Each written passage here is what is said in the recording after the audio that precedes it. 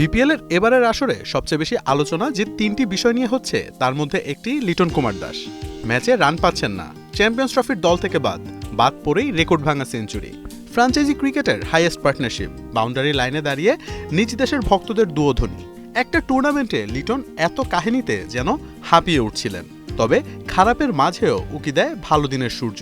সেই আলো হয়ে লিটনের জীবনে যেন এলো তার এক ক্ষুদে সমর্থক।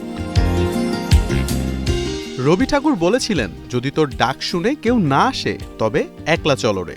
নিজের খারাপ সময় পরিবার বাদে কাউকেই যেন পাশে পাচ্ছিলেন না এলকেডি। যে দেশের জন্য খেলছেন সে দেশের মানুষেরাই তাকে ভুয়া ভুয়া বলছেন।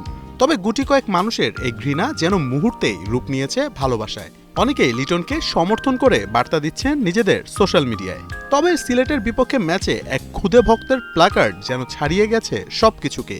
এমন সমর্থনে আবেগঘন স্ট্যাটাসও দিয়েছেন এলকেডি।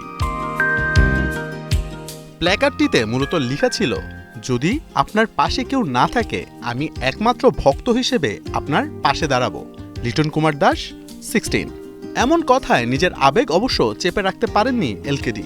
নিজের ফেসবুক পেজে ছবিটি পোস্ট করে লিখেছেন, আমি জানি না আমি ক্রিকেটে কতটুকু কি অর্জন করতে পেরেছি, তবে এই প্ল্যাকার্ডটি আমার আত্মবিশ্বাস বহুগুণে বাড়িয়ে দিয়েছে। আমার পরিবার ছাড়াও আমার একজন ভক্ত আছে জেনে অবিশ্বাস্য মনে হচ্ছে। আনায়রা, মনে হচ্ছে তোমার প্রতিযোগী আছে। দিন দিন লিটন যেন খুঁজে পাচ্ছেন হারিয়ে যাওয়া নিজেকে। ব্যাটে রান আসছে, তার ভক্তরা ভালোবাসা দিচ্ছে। এমন ক্লাসিক্যাল লিটনকেই তো দেখতে চায় গোটা বাংলাদেশ। খারাপ দিন নিপাত যাক, নতুন দিনের সূর্যোদয় হোক, আর লিটন কুমার দাসের মুখে হাসি ফুটুক। লিটন ভক্তদের এর থেকে বেশি আর কিছুই চাওয়ার নেই। মোহাম্মদ আদনান, ৭১।